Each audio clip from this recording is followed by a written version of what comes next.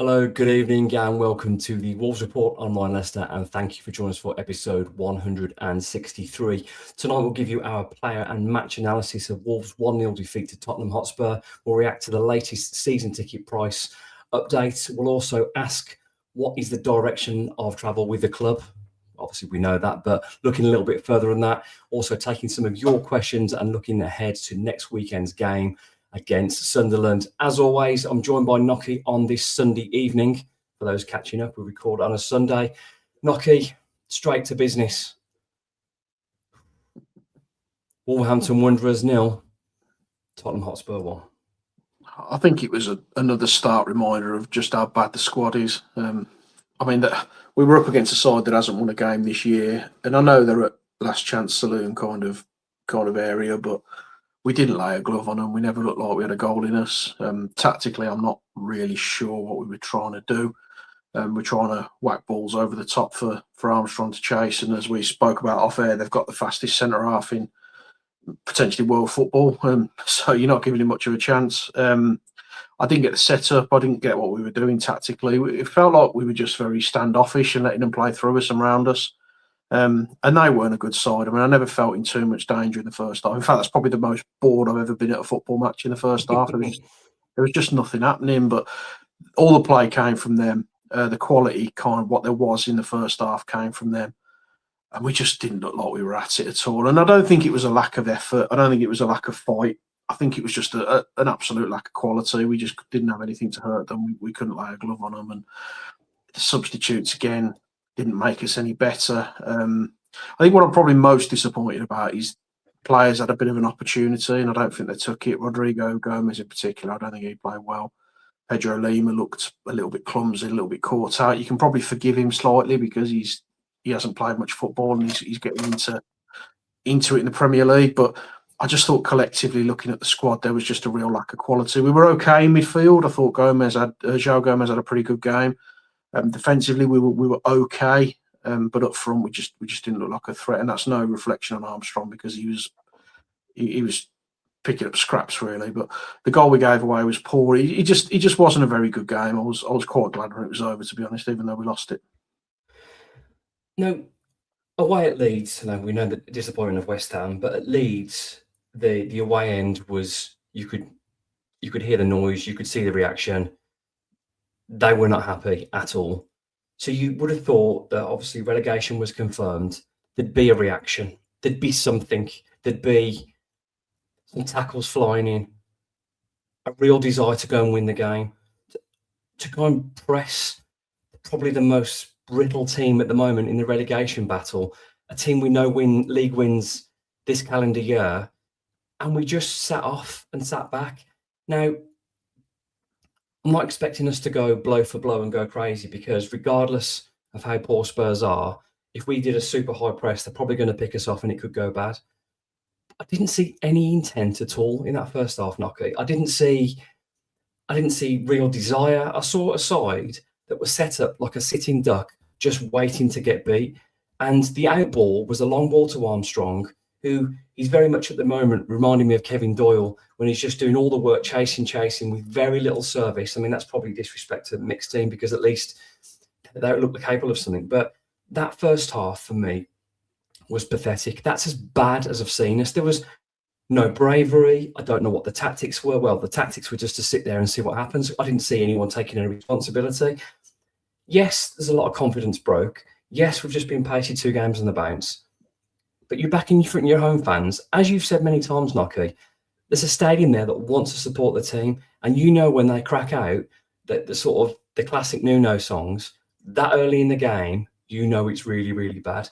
But you saw in the second half a bit of chasing, a couple of tackles, and the stadium lifted. That was nowhere to be seen. It has to be a two-way relationship. And I can't express how disappointed I am in that first half. No responsibility, no real tactics, no desire, no bravery from the tactics, no bravery from the players. That was as miserable a half of football, and as you said off air, as boring as I think I've seen in a very long time. I don't disagree at all. You just want something to hold on to, don't you? You want something to take into next season. You want some momentum. I don't know. You just want a little bit of entertainment. And I had some really good conversations on X yesterday around are we capable of attacking because of the space it leaves us in behind? And I totally get that, and I think these valid points, but we're down, and there's an opportunity to put Tolo up a little bit closer to Armstrong. Try and make it a little bit awkward. Try and make it a little bit difficult for Spurs.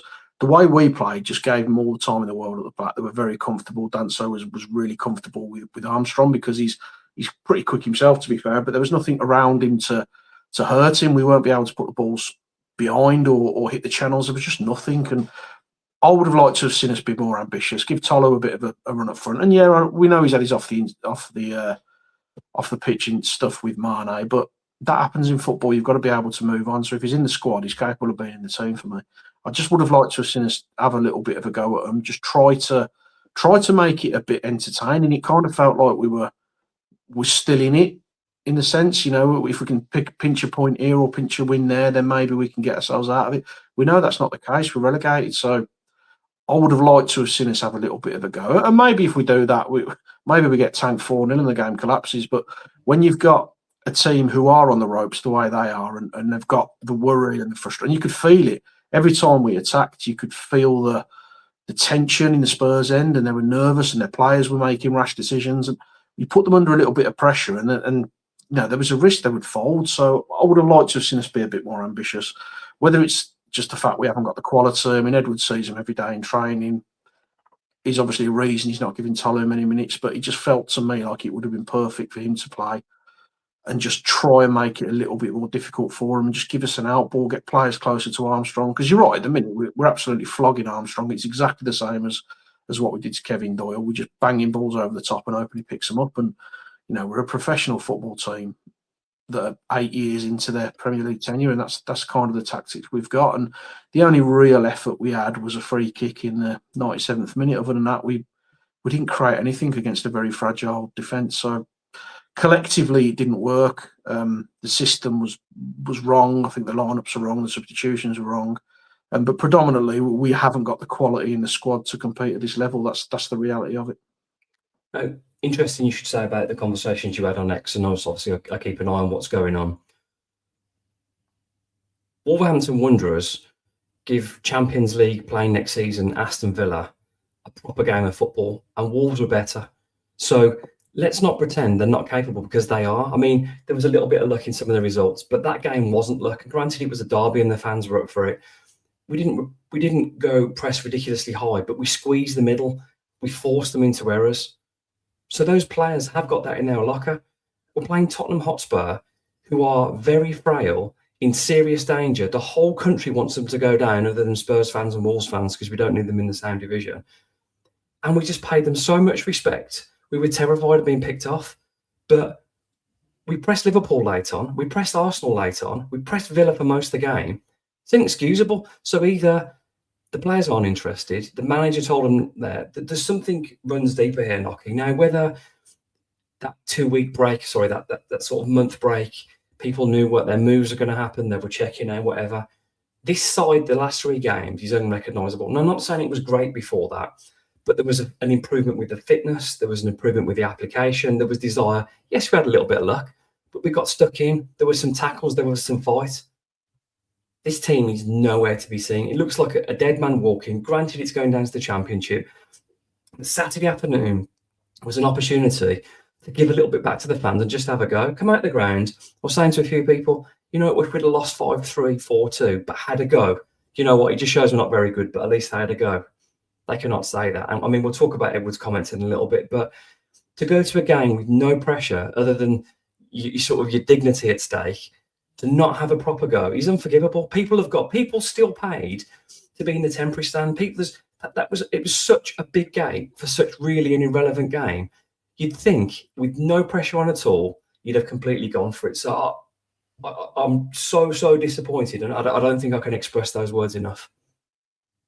Yeah, I don't disagree with anything you've said. And we spoke on here, didn't we, when we were picking up results against Villa and Arsenal and Liverpool, that we could really judge him when it's games that potentially you should win or you could win. Those games that I mentioned, they were very much the crowd got us over the line. It was a great atmosphere. There was a bit of blood and thunder in what we were doing. It just felt a bit different. coming into the games that we could potentially win, which is the last three, we've lost them 8-0 on aggregate, and I think that tells you the only story you need to know. Really, we're just not. We're not capable of competing the games that we need to win, and that we probably can go and win. We're all right for almost a cup atmosphere against Villa and Liverpool and Arsenal, but when it comes to the nitty gritty of games that you could probably target and try and get results, we just haven't got the quality to get it. And yeah, I'm with you. I don't understand why we weren't more ambitious. I mean, but the substitutions as well.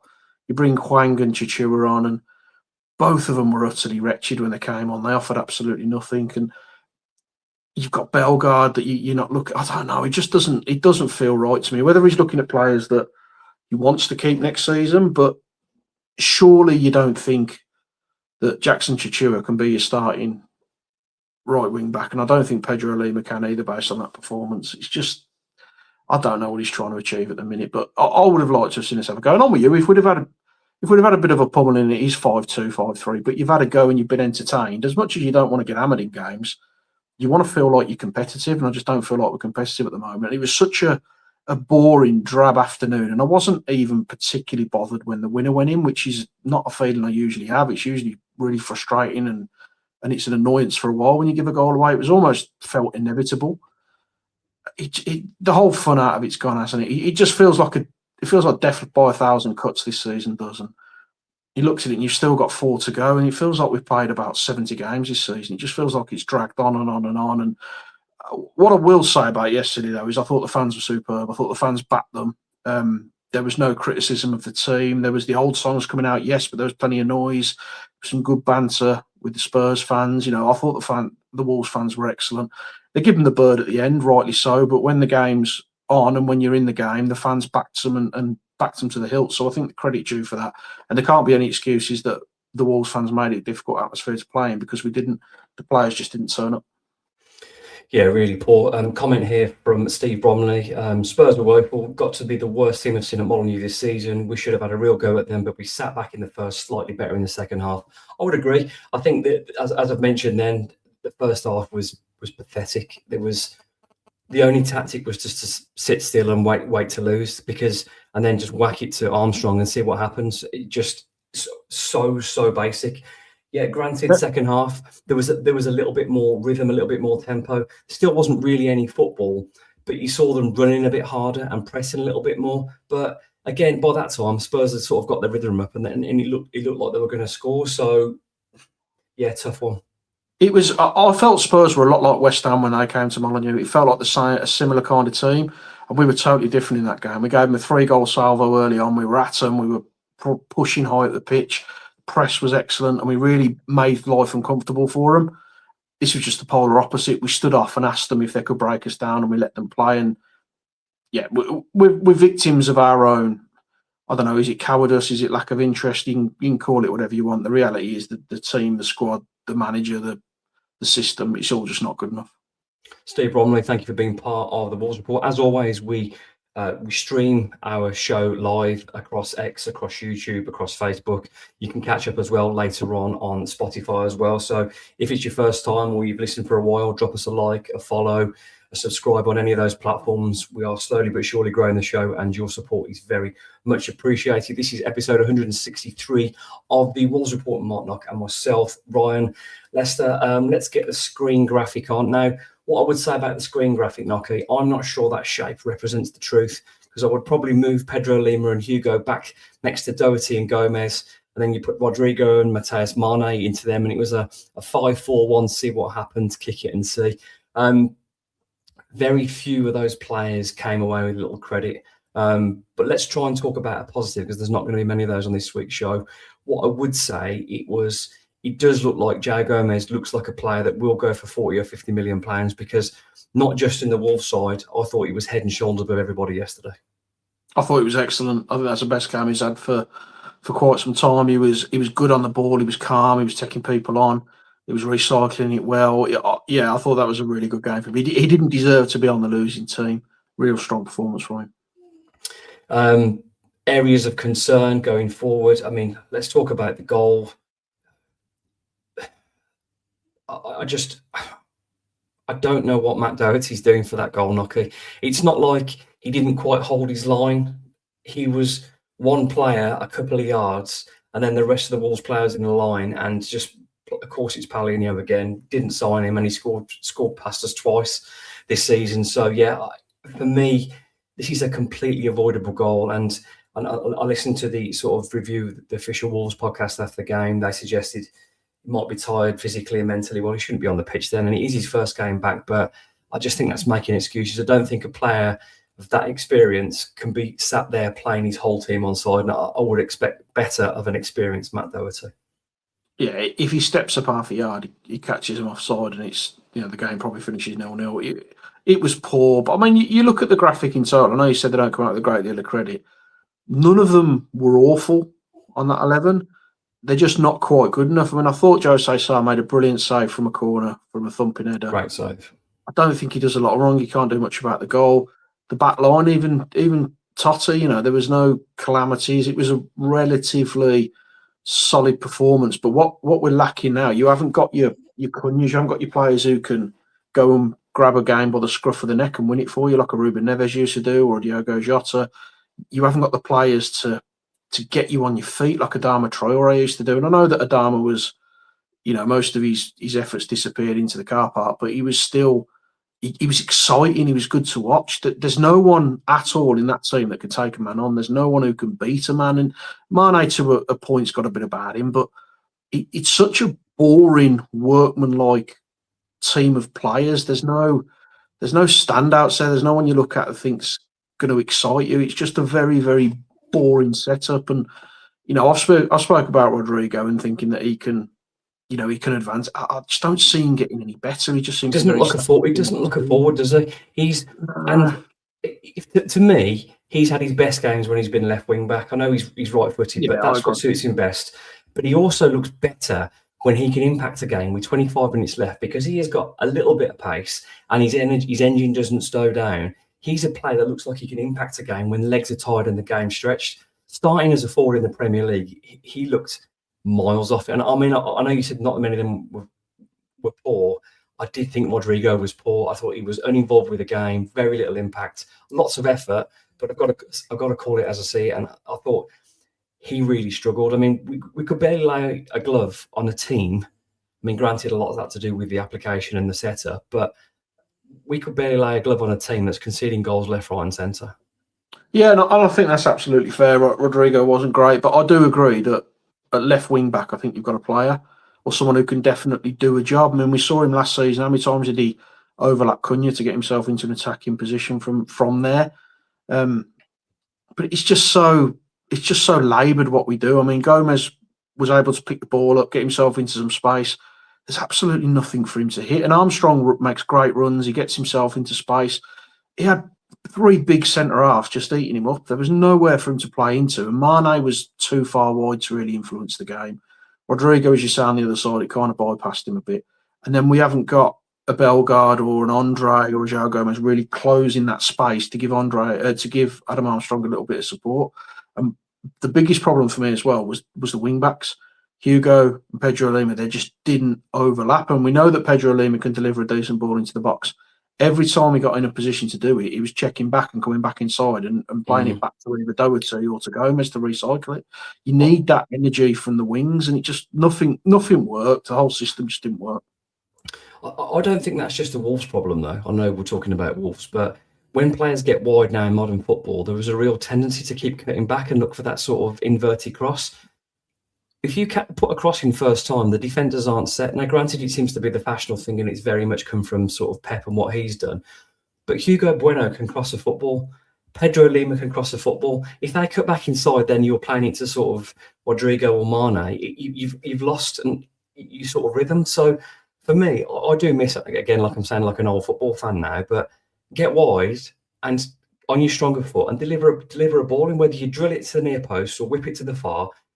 There's just so much overplaying in football, and for a team like Wolves that have not scored in 3 games, you can't be afford to be messing around with it. So yeah, I think we're utilising the players wrong. You made a great point there, and obviously you love to live in the past as a supporter, of course you do. But I used to love watching Steve Froggatt play on the wings because he was head down, knock it past his man, run, and the first thing he did was put it in the box. It was either low and hard, or he'd fizz one nice and high towards a back post. But every time he got there, he just put it into the box to play the odds. You kind of lost that, but it sort of goes around in cycles, doesn't it? There was a long throws. Everyone hated the long throws. They disappeared. Now long throws are back. It just, we kind of decide what's fit for purpose and what isn't fit for purpose. And the biggest one for me is not putting players on the post for corners. The amount of goals that you see rolling just on the corner where you could have defended it. But yeah, it's you look at the iteration of where we are now, and it's just there's just nothing there to get you excited at all for me. Yeah, it's a real shame. I mean, again, I don't think we need to go through the team. I think we can praise Joe Gomez. He deserves it. He was good. I have more of sympathy, praise for Adam Armstrong, because the guy's run himself into the ground. We can see that he can finish. His disallowed goal at Leeds, good. Finish at Brentford, fantastic. The guy can clearly finish. But you've got to give him some service to give him an opportunity to play into his strengths, not just running down the channels and hoping for the best. So disappointed. I mean, I hope we're different next week, Nocky against Sunderland. Not that it makes any real difference, but again, we'll come on to Edward shortly. But he's running out of time, and week by week, he's losing more and more fans. And quite frankly, you've played 3 of the bottom 6 in the last 3. You've conceded 8. You've scored none. In 2 of those games, you've been peppered. But in all 3, there seems to be excuses of this or that. And I don't think that's acceptable. So while we're on that, I want to bring up Rob Edwards, a couple of his quotes post-game. This was one of the ones that pulled off via Dobbs on Twitter and one of the group chats. Thanks very much for that. I pinched it off his Twitter page. For the players to give everything and match their intensity and match Tottenham's levels of work rate, the lads deserve a lot of credit for that. I mean, first of all, did they match them in the first half? No. So now we're giving credit for matching a team's intensity. Well, you told us ages ago, Rob, that you have to want it more and run more than your opponents. So why are we praising that now?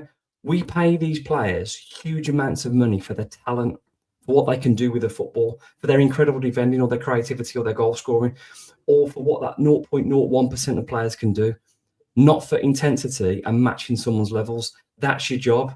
I expect that. I'm getting a bit sick of having to praise people trying hard.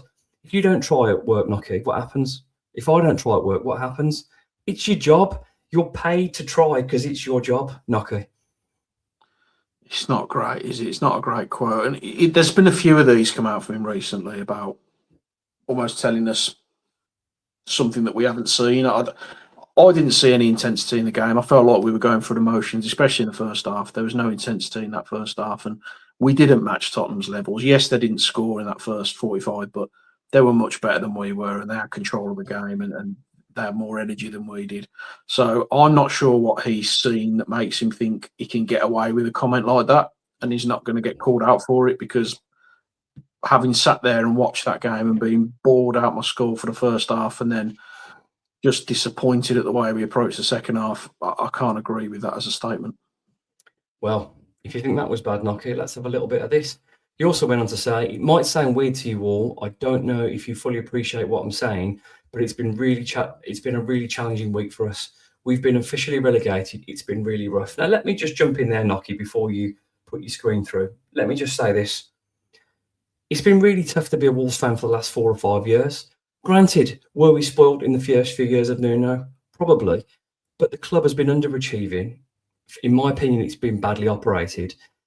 And over the last 5 years, there's been an incremental decline in the quality, but there's been a gradual increase in the price.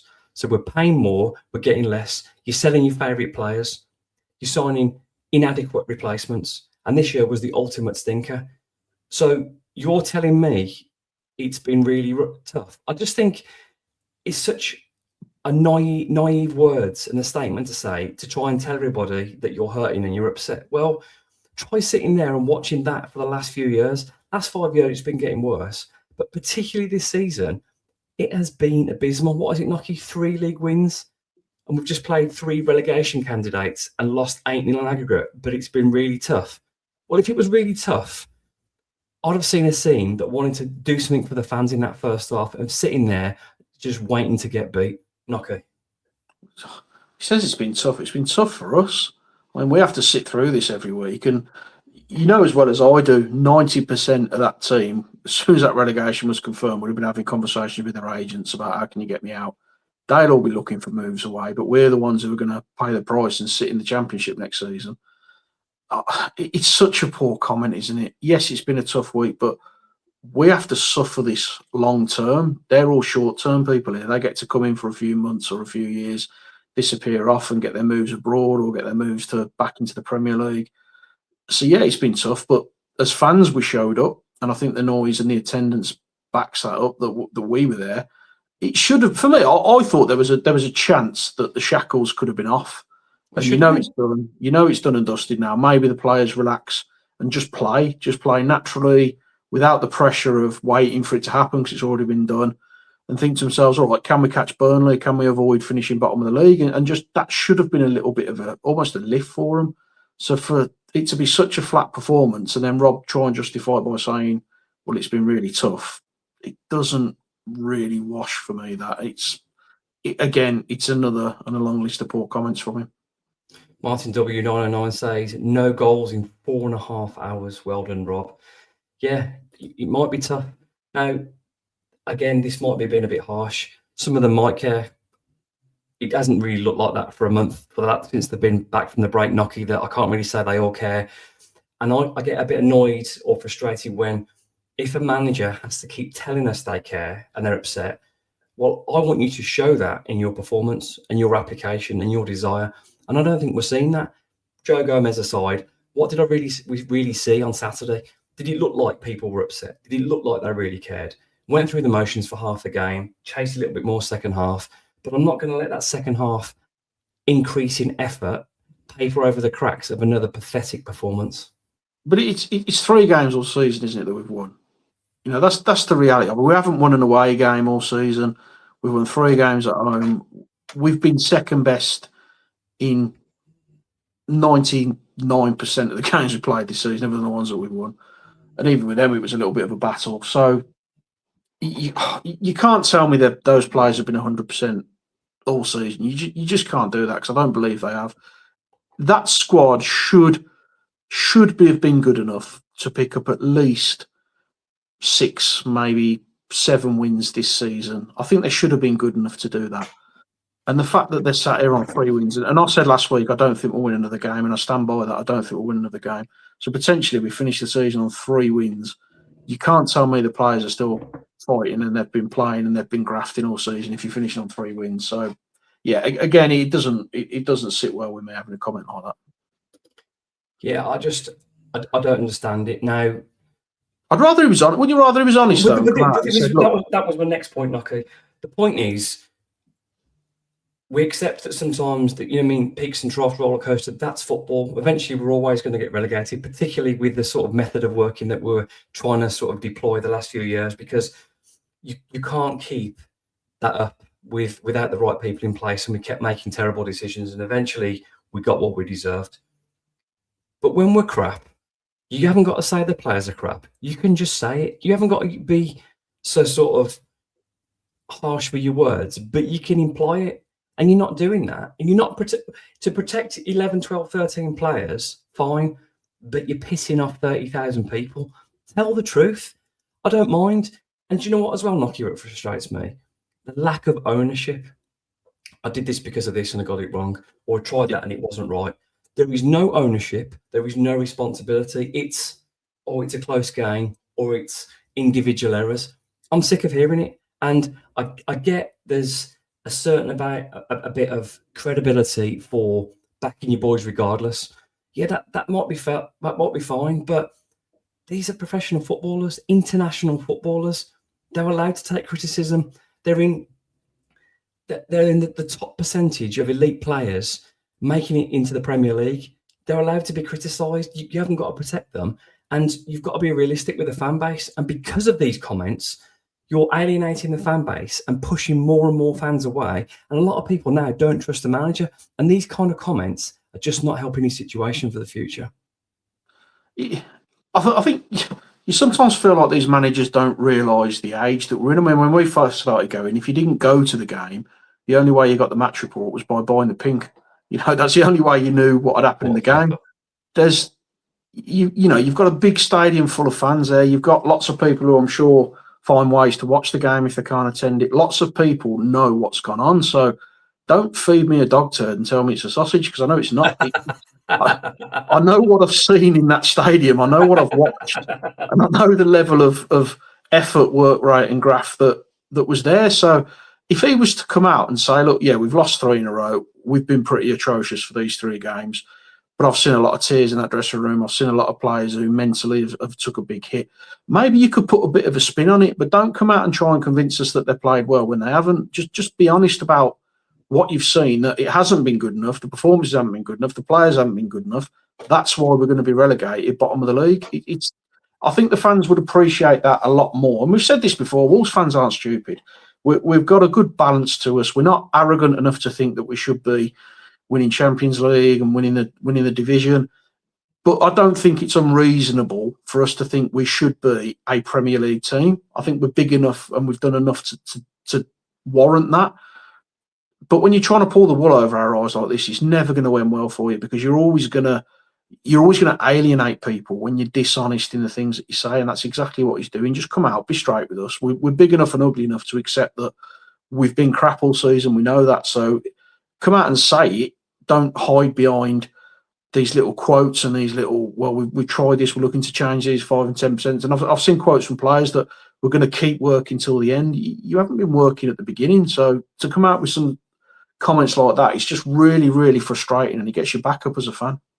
It's not all on Edward's fault, this part I'm going to say now, but for a team that's been established for the best part of a decade in the Premier League, to dribble out of the top flight in this way is completely unacceptable. It is really, really, really poor. Darb, thank you for allowing me to use your quotes that you'd used on your X page. This is episode 163 of the Wolves Report with Mark Knock and myself, Ryan Lester. Let's find a little bit to be positive about, and I think this deserves some recognition. Knocky, let's move on to the confirmed season ticket prices now. We knew a little while ago, we talked about around the 25% mark. I think for me, behind the goal this season was 735 down to 549 with extra games.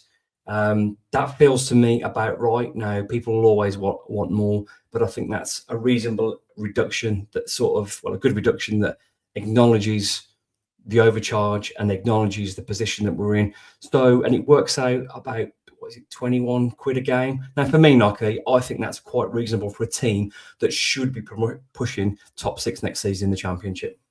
I'm more than happy with that. I think that's more than fair. And like you say, it's a team that it's not unrealistic to expect us to be challenging. Whether we will or not's a different story, but that's obviously going to be the plan at the start of the season.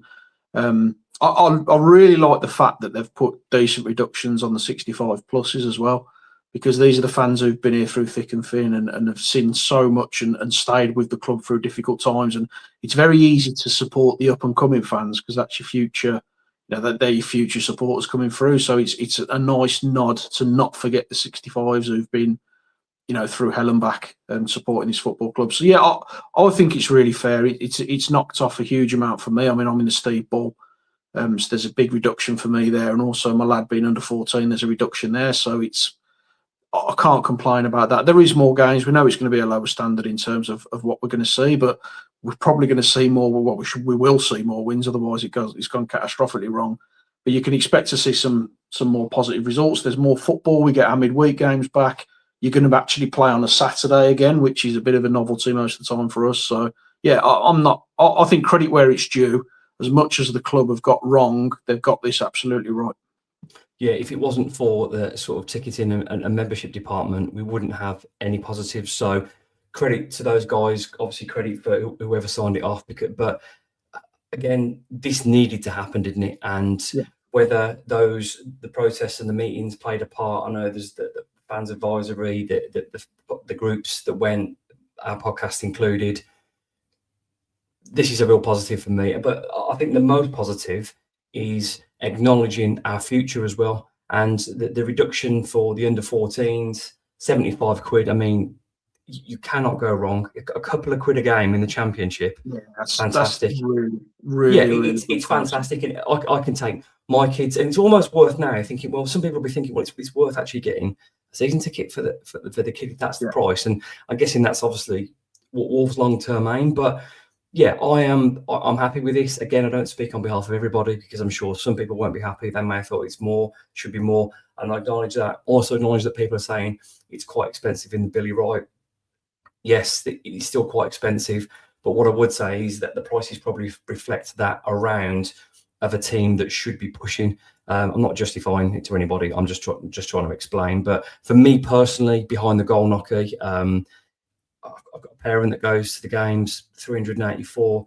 You're little and 75 quid. Us, yeah, I'm happy. And there's not much about Wolves to be happy about at the moment, but I think this needs to be acknowledged. The prices are definitely confirmed.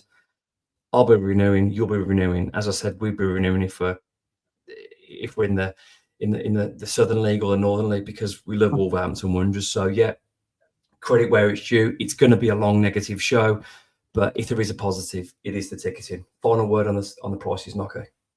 Yeah, I'm pleased, and it was an easy win for the club, as we said, but that doesn't mean they were going to follow through with it.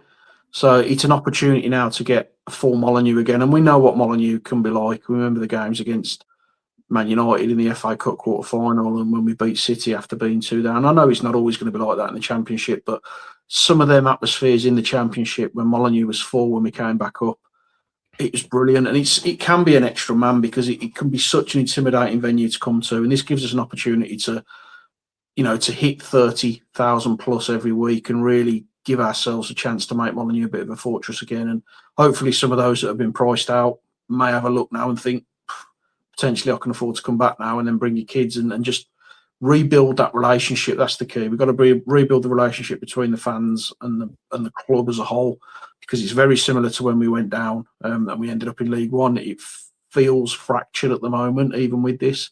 So if this is a building block to try and get that back together, then I'm all for it. Hopefully these prices as well. I mean, there's a lot of work to do in terms of trust to be built with the fans. It's a huge amount of pressure to get this club promoted straight away, because each season that goes by that we're not promoted, it's going to get harder and harder. The parachutes run out quickly. If you're badly operated, look at Sheffield Wednesday. If you're badly operated, look at Leicester City. There's a lot of pressure on to get things right and not take gambles, but let's see. Yeah, huge pressure on, but I'm pleased with the ticketing, and hopefully that sets an example for the rest of the departments for going forward in terms of doing some good stuff for Wolverhampton Wanderers. This is episode 163 of the Wolves Report with Mark Knock and myself, Ryan Lester. The next topic this evening is the direction of travel. Now, we all know we're going down, so maybe that was a poorly named topic, Knocky, but the direction of travel in terms of Rob Edwards. Now, I'm going to bring some questions in on this because it's a topic that's been brought up every week. You've got your thoughts on this and what you're talking about, but let's bring this up here. Graham, Carl, Dave, Wolves Till I Die, David J, Paul, Joss, Matt and Roger and a few others all share concerns about Rob Edwards. Knocky, your take on Rob Edwards, his future at Wolves and the possibility of him getting Wolves promoted next season? I think we've got a massive problem with Edwards. You put the tweet out about the show and I looked at the comments, and every other one was a question about Rob Edwards. And that's not just our podcast, that's other people who have a similar platform, general conversation, you've only got to scroll through X and you can see everyone's questioning Edwards. And I try to be balanced, and I've seen some real balance in there as well around what he inherited versus where we are now. And I think that it's fair to kind of have those conversations. I was on the fence up till the last three, and then when I saw those three results, it kind of swayed me. And it's not just the results. I've said this on a few of the podcasts that we've done. We have got to be united next season if we're going to have any kind of success. You can't have a fan base who don't want the manager there when you're starting in a new division. The first time we lose a game, Molineux is going to be horrible again. They're going to turn on him. The frustrations are going to be there again. I don't think we're in a position to do that. Personally, I don't think we'll be challenging top 2 next season anyway, because of the amount of work we have to do, the amount of damage that's been done, the players we've got to swap out and bring in to do all of that and still be competitive for a top 2 position in that league. I don't think it's feasible, especially because I think West Ham or Spurs, whoever come down, will win that division next year because they'll keep a bulk of their squad. We won't. We'll be on a full rechange. To do that and challenge is a massive, massive ask. But to do that with a manager that people generally don't want makes it an even bigger ask. So even if I was on the fence of whether I think he should stay or go, based on the fan reaction, I think he has to go, because if he doesn't, we're going to be fractured from the start. But I'll caveat that with saying I don't think he will go. I think Rob Edwards will be Wolves manager at the start of next season, however long that lasts. And maybe if we go on a decent start to the season, if we can pick up 7 wins out the first 11 games, maybe you'll see a bit of a swing in opinions on him. But I fully expect him to be Wolves manager next season. Comment from Danny O'Neill: massive decision to be made straight after the last game of the season, immediately. Luton's double drop was largely on his watch, and that's a really good point, and that's a concern. It is a worry, and again, I try and be diplomatic. I try and sort of balance the books. I'm really concerned. You make a really good point, Nocky, about in terms of being united. At the moment, I'm reluctant to do a survey on Rob Edwards' future. I just think that's a little bit disrespectful. Yeah, maybe near the end of the season we will. But talking to people, some real level-headed people that have been to more games, people that know far more about football than me, the majority of the people now are really concerned. Some of them want him out, some of them are concerned. But there's very few. Let's see in the comments, if there's anybody, put your head above the parapet, put your comment on there, and I'll get it if you think he should be manager next season. But you've got to be balanced. You've got to be balanced. It's not because of Rob Edwards that we're bottom of the league. Right? He walked into an utter mess. We were on 2 points when he got here. We expected to smash Derby's record to pieces. He has, to a point, steadied the ship. He has made us a little bit more competitive. We have picked up a little bit of performances have improved under him. But when you've got a ratio of, is it 14% win rate, and you've had more than 20 games, it's got to be a red flag, regardless of how bad your squad might be. You would have expected to stumble over a couple of wins in that time. So to have that kind of win percentage, and a fan base that doesn't like him, that be completely honest. I mean, if you were to do a full survey of the entire fan base, I reckon you 60% don't want him here as an absolute minimum, and that's just going to create a huge problem for us next season. So I don't hold him responsible for where we are. I hold him responsible for some of the decisions he's making, but we haven't been relegated because of Rob Edwards. I don't believe any manager in world football keeps us up from the position that you walked in. 2 points in November is just not going to happen. But I don't believe Wolves can go into next season and be competitive with him as manager, because it's just going to, you've almost got the bomb squad mentality again when we had Jamie O'Hara and people like that, because you've got fans against the club, and it's not a position you want to be in. So for me, regardless of whether you like Rob Edwards or you think he's the right man for the job, the best thing for the club, in my opinion, is to find somebody new, make that decision as quick as you can, try and get the fans back on board, hit the ground running, and get the signings done as quick as you can. If Rob Edwards is still manager of Wolves, I feel like the atmosphere is going to take a hit next season, especially when we start losing games. Yeah, I think going back to Danny's comment, I think we really need to make a decision quickly at the end of the season. If it is Rob at the end of the season and they're 100% it's going to be Rob, the club need to make a statement about how we're going to back it. It's him. We need to get behind him. We understand it's been rough. Rob understands it's been rough. We all need to be together. There needs to be some kind of statement, and not leaving any or this or that. We need to be completely on the same page coming to pre-season. We need multiple new players. They must know now, mustn't they? I mean, they've got to have had those conversations now. You can't be thinking, we'll give it another 2-3 games and then we'll have a conversation about it. They must know which way they want to go next season. So if they're not already talking to managers, if they're not already talking to players, because we're in a really almost an enviable position of knowing where we're going to be next season, that gives you a massive advantage over everybody else, because you should already be having those conversations. We know you can't tap players up, but we know it happens. We know that conversations with agents happen. So Wolves should be doing that with managers as well. We should know the direction of travel for next season. If we get to a position where we're still not sure if Rob's going to be in charge, and then we end up keeping him, but then we sack him in October when we get to an international break because it's gone pear-shaped, that's totally completely unforgivable. You make the decision now and you stand by it. And then if you've got to make that decision now but not announce it at the end of the season, fine. But let's not get to a couple of weeks before pre-season and then decide we want to pull the trigger, because we're just going to end up going backwards. Everything's got to happen quickly with this club. The transfers have got to happen quickly, outs and in. The system's got to be settled quickly. People need to be there at the start of pre-season so that we can build that kind of, you've got to gel the team, you've got to build that, so we've got to do it early. We go into pre-season and we're still carrying the dead wood, we're bang in trouble, because we're just going to end up in a position where you're talking October, November before you settle, and then you're going to have to do a Southampton and try and have a late run to get back in. So whatever they do it quickly and make it very, very clear what your intent is so that everyone can start getting their heads around it, whether it's staying or going. Yeah, some great comments, Nocky, and there's some fantastic comments through on the live chat. I'm listening to Nocky and I'm looking at it because I'm trying to manage the show as well, but there's some great stuff coming through.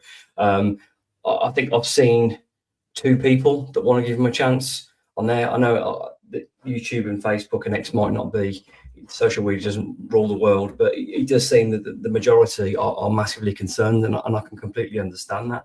Right, question for you, Nocky. Look at it from a business point of view. You run a team yourself. If it was your football club, what would you do? I would sack him based on fan reaction. Because of this, we're not sitting in the middle of the Premier League getting ready to go again, and it's an unfair decision to make.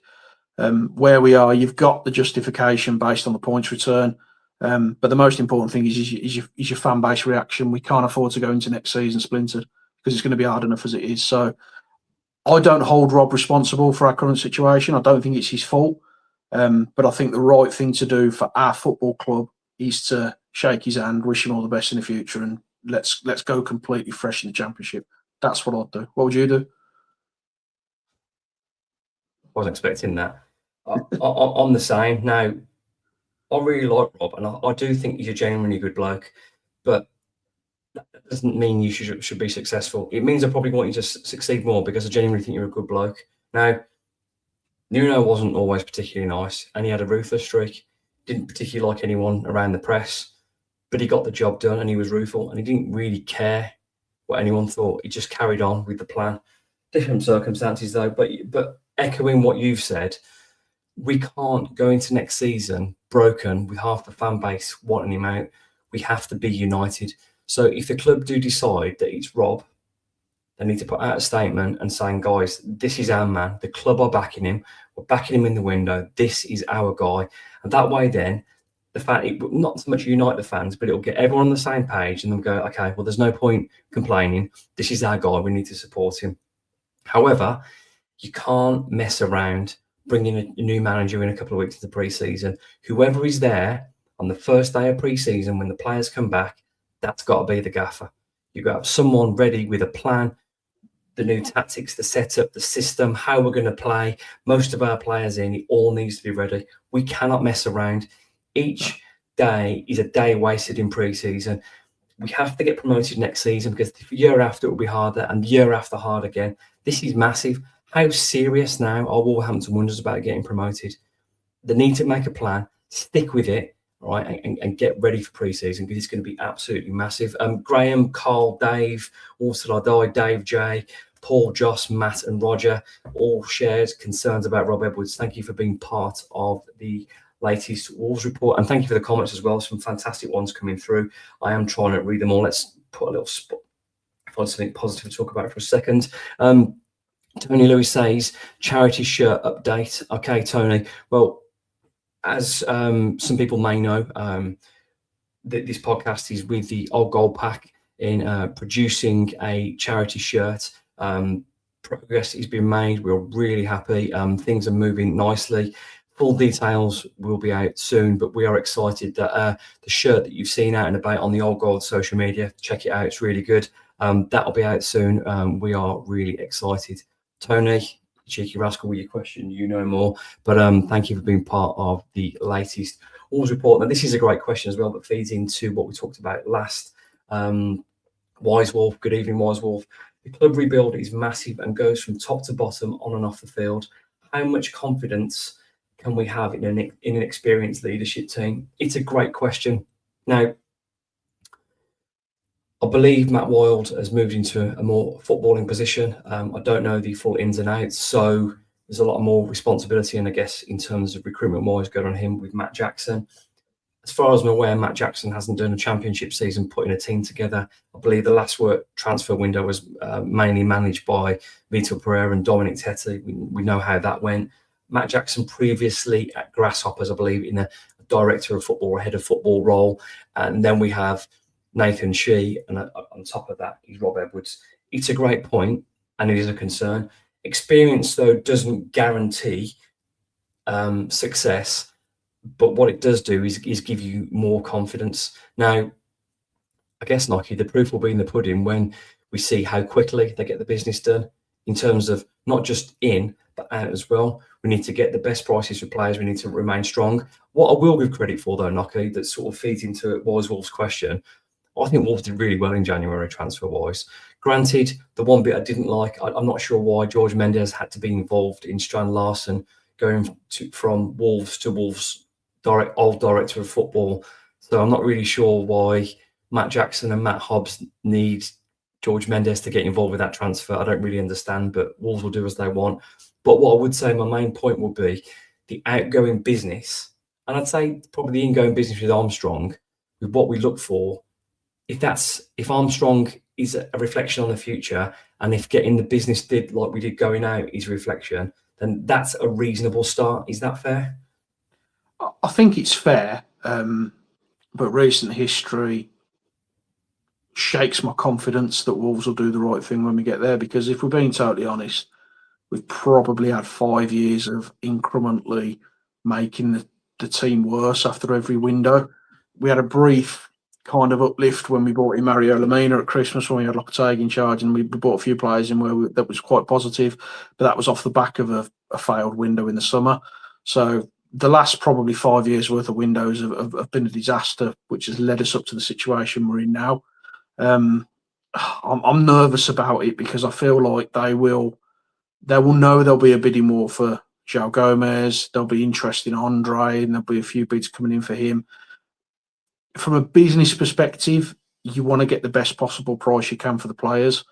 But from a football perspective, if João Gomez is still rocking up at pre-season for Wolves, we've got a huge problem, because he's not going to stay. He's going to go along with Andre, along with the majority of the rest of them. So if we're still knocking into pre-season, we've still got these players coming and training, and it's a problem.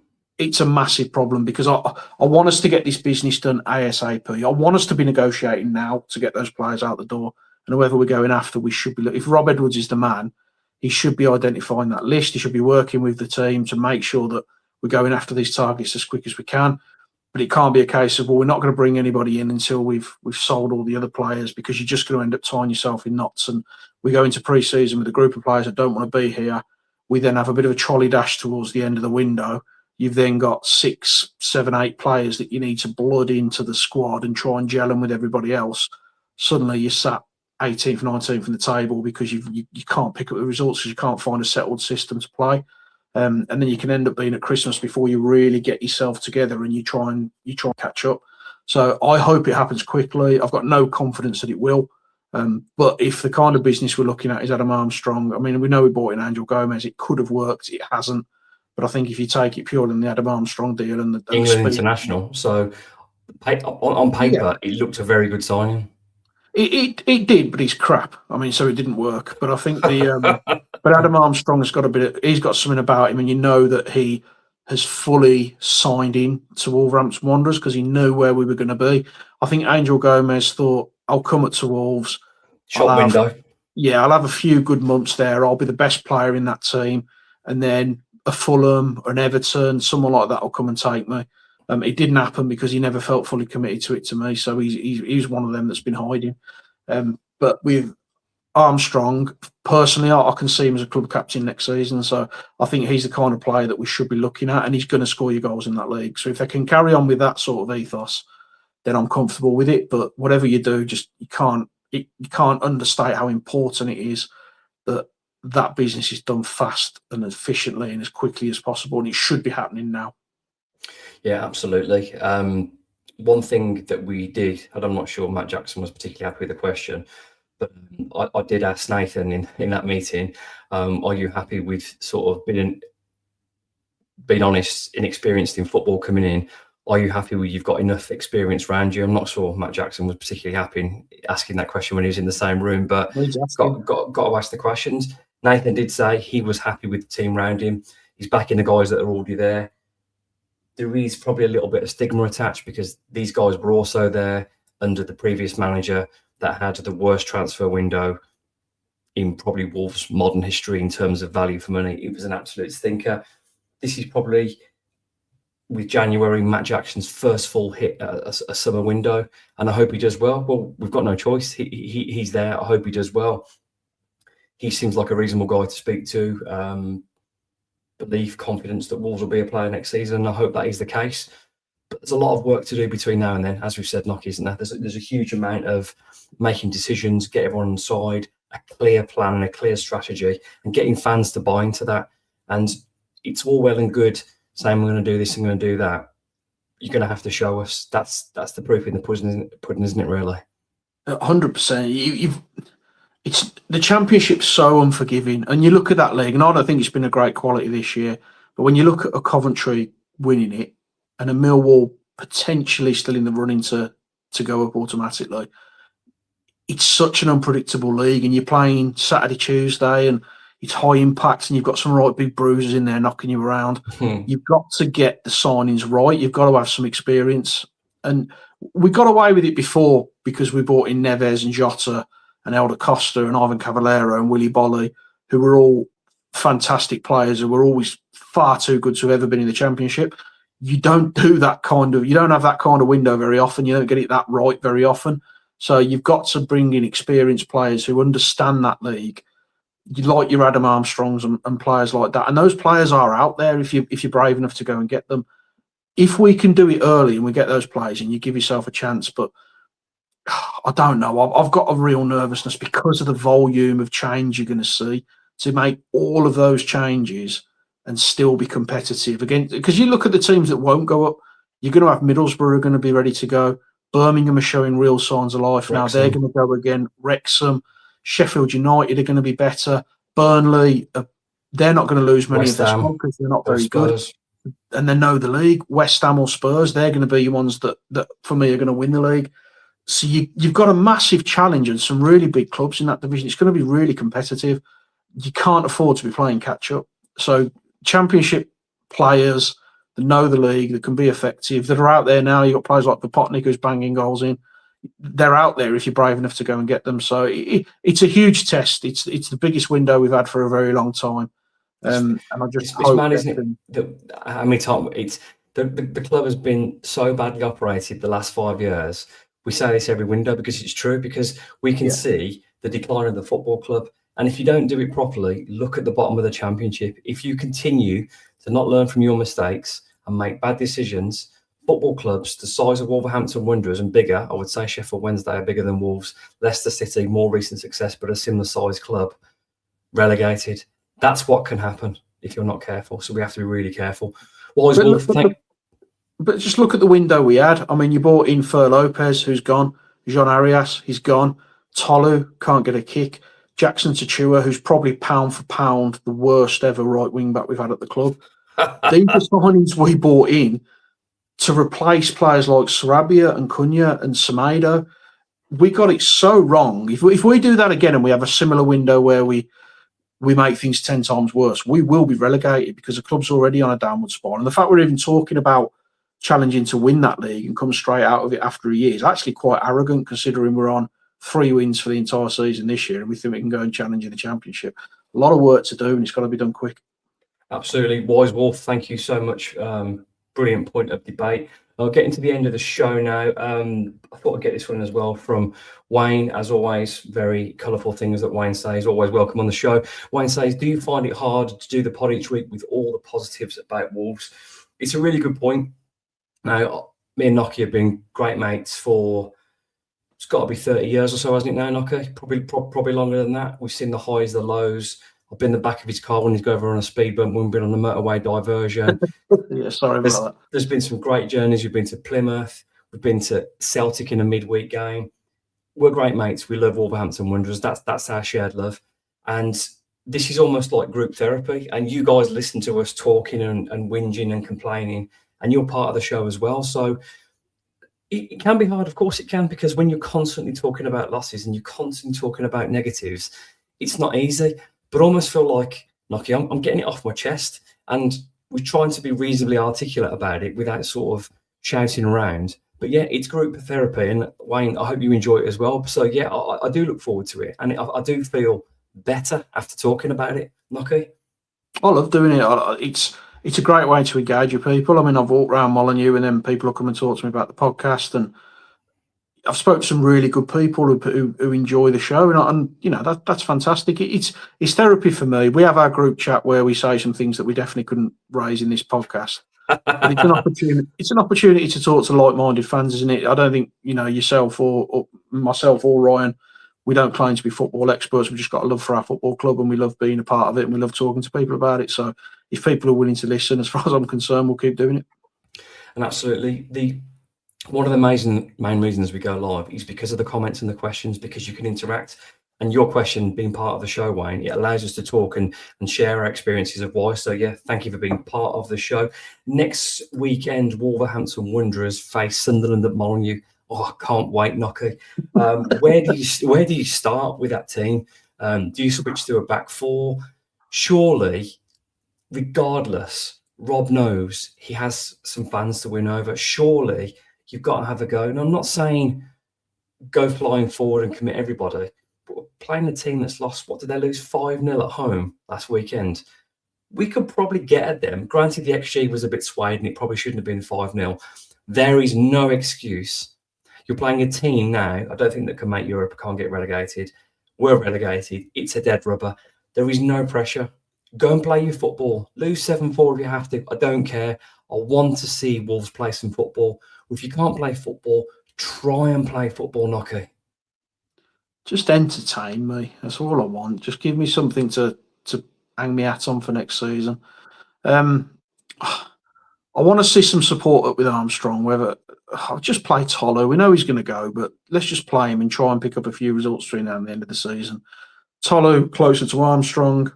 I'd probably go 4 at the back, just for the crack, just to see what we can do. What we've got to lose? You've got nothing to lose. We get beat. It's not as if we're not used to getting beat. Just try and step up a little bit. Try and give yourself another body in midfield by going 4 at the back. Try to press them a little bit higher. See if we can move the team up the pitch 10 yards. Let's put a team under pressure. Let's dictate how the game goes ourselves, as opposed to doing what we did against Spurs and standing off and letting them break us down. Just do something that gives us some enjoyment in a game. But again, I don't. I'd like a shot in the first half. That'd be nice. I feel like a treat, wouldn't it? We managed 2 shots on target, and I'm not classing the first as a real shot. So 1 real shot on target against a team who hadn't won all year. So you've got to be more ambitious than that. I just want to see them have a go. Whatever formational system we play, let's try to step onto them and give them something to worry about. My nervousness is I don't see him doing it. I think Armstrong will be isolated again. I think he probably sticks with Pedro Lima to try and see if he's going to be able to play next season, which I think is the right decision to keep giving him a go. If you're considering him being our starter next season, I think Rodders probably starts as well. I can just see it being very similar, to be completely honest, because he's told us we've matched Spurs, hasn't he? So he can't tell us that we've been in the game, we've matched them, and then make 6, 7, 8 changes, can That's he? a really good point. He makes himself look a bit of a tit, doesn't it? So I think we'll be pretty similar in what we do and how we approach the game. Now, correct me if I'm wrong, and someone smarter than me will be able to say, I'm pretty sure it's about £3 million a Premier League place. Burnley are still catchable. Now, I'm sure the El Shitio derby on the last game of the season, when you're battling for an extra £3 million, will be what we're playing for then. But that's a realistic thing. I don't want to finish bottom. It's not going to make me feel much better, but it'd make me feel a bit better if you attacked or tried to play football or left a few tackles in and just showing that you care and you're a bit angry. But we shall see. you're right, Nocky. You make a fantastic point there. You can't tell us how we match Spurs and then make multiple changes. And because of that, you've probably got to say it's probably almost the same team. Yeah, that's what I'm expecting. I'm not expecting wholesale changes. And if everybody's fit, I mean, maybe Krejci comes back in if he's fit, although I've got a feeling he's kind of don't want to be here anymore. I think Mosquera, I think he's back, isn't he? But I expect Mosquera him has to come in for Doherty. He has to come in for Doherty. Yeah, I would think so. I think he'll stick with Totti. I think he'll go Totti, Mosquera, and Bueno at the back. Other than that, I think it's pretty similar if everybody stays fit over the next week. It is prediction time. I mean, we should guess how many corners we're going to get, never mind how many goals. But Nocky, prediction and first scorer, please. Best bit of the show. You ambushed me with the bongos, you torpedoed me. I wasn't ready for that. I've got a sneaky that we can keep a clean sheet. So I'm going to go 0-0. I think that they've got nothing to play for. We're atrocious. I think we'll cancel each other out and it will just drift away to a 0-0. Everyone, get your tickets to Molyneux next week. It's going to be a blockbuster.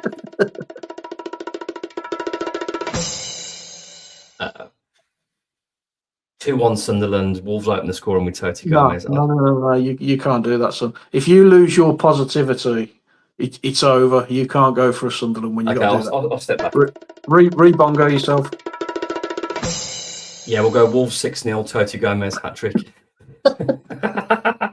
All right, don't take them. You've done that. This is episode 163 of the Wolves Report. Thank you always to Nocky. Hope you enjoyed the show. Drop us a follow, a like, subscribe. We will be back next week, next Monday, and we'll be joined by BBC WM's Daz Hale of the Wolves.